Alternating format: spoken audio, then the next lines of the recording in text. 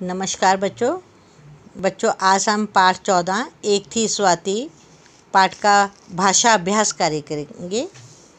हमने पिछली वीडियो में भाषा माधुरी से पहले पाठ पढ़ा, फिर समझा, शब्दार्थ किए, अंडरलाइन लगाया, अभ्यास कार्य किया। तो आज जो है हम भाषा अभ्यास कर रहे हैं। तो सब बच्चों ने मेरे ख्याल से भाषा अभ्यास निकाल ली होगी और पेंसिल निकाल लीजिए, इरेजर निकाल लीजिए, पेज नंबर 42। ठीक है, तो अब देखिए यहाँ पर प्रश्न नंबर 1 सब बच्चे ध्यान देंगे।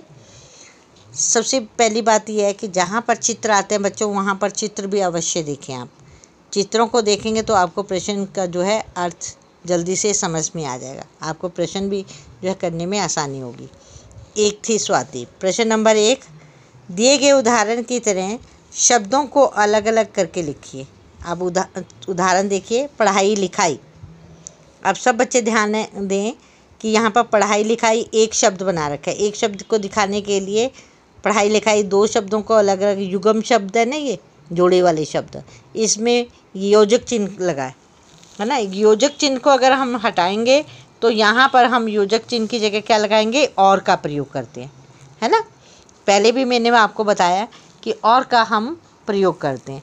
तो यहाँ पर जो है बच्चों, हमने जब और का इस्तेमाल किया तो क्या हो गया, पढ़ाई और लिखाई, है ना। अब नेक्स्ट आता है यहाँ पर क। नेक्स्ट आपने देखना है माता पिता। अब माता और पिता में जो बीच में योजक चिन्ह लगा हुआ है, इस योजक चिन्ह की जगह हमने क्या लगाना है, अगर हमने अलग अलग किया, माता और पिता, माता और पिता। नेक्स्ट है ख, भाई बहन। अब योजक चिन्ह को हटाएंगे तो भाई और बहन। नेक्स्ट दादा दादी, दादा और दादी, योजक चिन्ह की जगह हमने दादा और दादी। घ, चाचा चाची, चाचा और चाची। इस प्रकार से हमने बच्चों, आप खुद ने देखा कि हमने जब योजक चिन्ह को हटाया तो हमने वहाँ पर क्या लगाया, और का शब्द का इस्तेमाल किया। तो आपने इस चीज़ का विशेष ध्यान देना है कि आपने और लगाने यहाँ पर। नेक्स्ट आ जाइए प्रश्न नंबर 2, नीचे दिए गए शब्दों को बोल बोल कर पढ़िए। ये सिर्फ बोलकर पढ़ने के लिए, फिर बताते हैं इसमें क्या करना है। पहले क है, स्वाति पढ़ाई लिखाई में बहुत अच्छी थी। स्वाति पढ़ाई लिखाई में बहुत अच्छी थी, इसमें भी पढ़ाई लिखाई में योजक चिन्ह का प्रयोग किया गया। नेक्स्ट आता है ख, उसे कौन सी कक्षा में प्रथम स्थान मिला था। कौन सी, इसमें भी योजक चिन्ह का प्रयोग हुआ है क्योंकि जोड़े वाला शब्द है, दो शब्दों को जोड़कर एक शब्द बनाया गया। नेक्स्ट ग है, स्कूल में छात्रावास था, है ना। नेक्स्ट इससे अगला देखिए घ, लड़कियां क्या ध्यान से सीखती थी। तो अब आपने ये ध्यान दिया होगा कि इसमें जो हमने चार ये जो वाक्य बोले, इसमें कुछ वाक्य ऐसे थे जो कि प्रश्न सूचक थे, प्रश्न पूछ रहे, जिसमें प्रश्न पूछा गया था, और कुछ वाक्य ऐसे थे जो कि साधारण वाक्य थे। अब साधारण वाक्य में जो था वो पूर्ण विराम का निशान लगा, खड़ी लकीर लगी, लेकिन जो प्रश्न पूछे गए वहाँ पर हम क्या प्रयोग हुआ, प्रश्न सूचक चिन्ह का इस्तेमाल किया गया। ठीक है ना। तो अब यहाँ पर आपने देखा कि पूर्ण विराम और प्रश्न सूचक चिन्ह लगे। अब पढ़ते हैं इसमें क्या है जो कि हमें करना है। आप वाक्यों को पढ़ते समय उन जगहों पर रुक सकते हैं जहाँ पूर्ण विराम, प्रश्न सूचक चिन्ह आए हैं। बताया ना मैंने अभी आपको कि यहाँ पर दोनों, इनमें चारों में क्या था, प्रश्न सूचक चिन्ह था या फिर पूर्ण विराम था। तो इस विराम को जहाँ पर हम रुके, इसको क्या बोलते हैं, विराम चिन्ह कहते हैं। विराम चिन्ह कि यहाँ पर हमने थोड़ा सा सांस लिया, रुके, है ना, तो इनको क्या बोलते हैं, विराम चिन्ह। अब प्रश्न नंबर 3 इसी पर आधारित है। नीचे दिए गए वाक्यों के अंत में सही विराम चिन्ह यानी कि पूर्ण विराम और प्रश्न सूचक चिन्ह लगाइए। अब ये कुछ वाक्य दिए हुए हैं, इन वाक्य में हमने सही जगह पर सही चिन्ह का इस्तेमाल करना है। जैसे पहला है क, भावना सैर करने गई है। ये क्या सरल वाक्य है, साधारण वाक्य, पूर्ण विराम। ठीक है, इसके बाद हमने सांस लिया। फिर ख, क्या तुम स्कूल जाओगे। यहाँ पर क्या है, प्रश्न पूछा गया है, क्या तुम स्कूल जाओगे, यहाँ पे प्रश्न पूछा गया ना। तो प्रश्न पूछने के लिए हमने किस चिन्ह का लगाया निशान, उल्टी करछी यानी कि प्रश्न सूचक चिन्ह। ठीक है ना। नेक्स्ट आता है ग, क्या तुम क्या पढ़ रहे हो। अब पूछा गया है कि तुम क्या पढ़ रहे हो, प्रश्न पूछा गया है तो प्रश्न सूचक यहाँ पर चिन्ह का इस्तेमाल किया गया। घ, बच्चे चुपचाप बैठे हैं। ये क्या साधारण वाक्य है, बच्चे चुपचाप बैठे हैं, पूर्ण विराम, यहाँ पर हम रुके। अना, क्या आप खाना खाएंगे। यहाँ पे पूछा गया क्या आप खाना खाएंगे, प्रश्न पूछा गया ना, तो यहाँ पर हमने प्रश्न सूचक चिन्ह का इस्तेमाल किया, क्वेश्चन मार्क लग गया, यानी कि उल्टी करछी का निशान लगाया। तो बच्चों इससे आपको पता चल गया होगा कि हमारे कौन से शब्द वाक्य में हम जो है प्रश्न सूचक चिन्ह लगाते हैं और कौन से वाक्य में हम जो है पूर्ण विराम का निशान लगाते हैं। तो पूर्ण विराम कहाँ लगाते हैं, जो सरल वाक्य है, सीधा जा रहा है, उसमें हमने पूर्ण विराम लगाया और सांस लिया। लेकिन जहाँ पर हम प्रश्न पूछते हैं वहाँ पर हमने प्रश्न सूचक चिन्ह लगाए, यानी कि उल्टी करछी का निशान लगाया। तो नेक्स्ट आ जाइए बच्चों, एक चीज़ और, हमने पिछले उसमें भी ये विराम चिन्ह के बारे में किया था कि 5 तरह के किए थे विराम चिन्ह, पूर्ण विराम, अल्प विराम, प्रश्न सूचक चिन्ह, फिर उसके बाद था योजक चिन्ह और फिर था ये लास्ट में जो था वो था विस्मय आदि बोधक चिन्ह, है ना।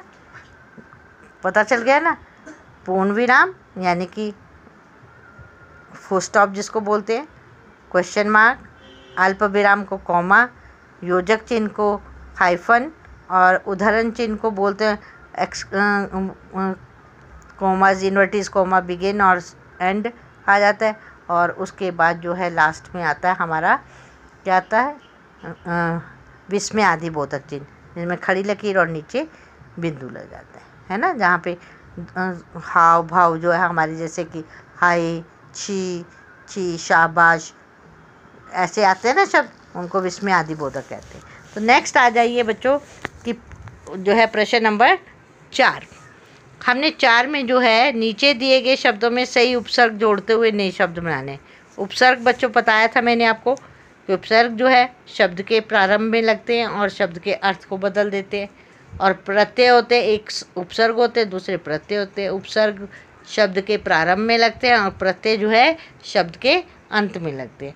और दोनों में क्या होता है, शब्द जो है अगर आगे लगाते हैं तब भी उसके अर्थ में बदल जाता है और अगर पीछे लगाते हैं तब भी अर्थ बदल जाता है। लेकिन इस प्रश्न में हमने उपसर्ग जोड़ते हुए नए शब्द बनाना है। आप बच्चों यहाँ पर विकल्प दिए हुए हैं बॉक्स में, है ना, सु, बे, नी, प्र, ये क्या है, सारे सारे उपसर्ग है।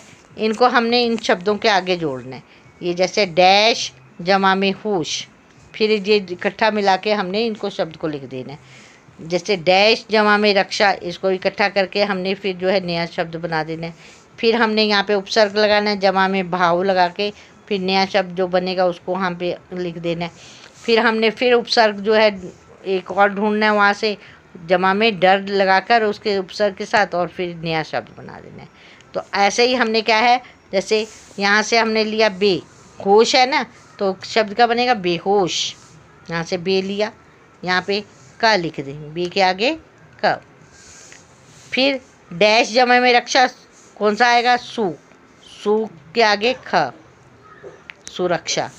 फिर डैश जमा में भाव, क्या जमा में भाव, प्रभाव होता है ना, ग, क्या आएगा, ग।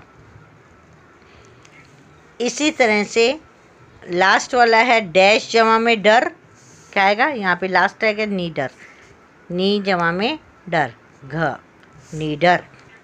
हो गया क्लियर। तो इसमें हमने जो है बच्चों क्या किया, हमने इनमें चारों प्रश्नों में हमने 4 बातों को सीखा। सबसे पहली बात है कि योजक चिन्ह का प्रयोग हम हटाते हैं योजक चिन्ह को, तो उसकी जगह हमने और का प्रयोग लगाते हैं, है ना। योजक चिन्ह यानी कि 2 युग्म शब्द को बोलते हैं योजक चिन्ह, है ना, पढ़ाई लिखाई, ठीक है। तो अब जो है उसके बाद हमने सीखा क्या है, विराम चिन्ह। विराम चिन्ह में हमने पूर्ण विराम और प्रश्न सूचक चिन्ह का इस्तेमाल करना सीखा।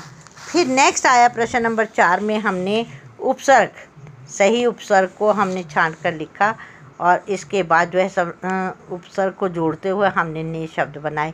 हमें पता है कि उपसर्ग जो है शब्द के प्रारंभ में लगता है और शब्द के अर्थ को बदल देता है। जैसे होश, होश में आना, बेहोश होएगा तो मूर्छित हो जाना, है ना। तो अर्थ दोनों के अलग अलग हो जाते हैं, बदल जाते हैं। इस प्रकार से हमने इसका अभ्यास करना है और इसको लिख कर देखना है, अभ्यास करना है, याद करना है।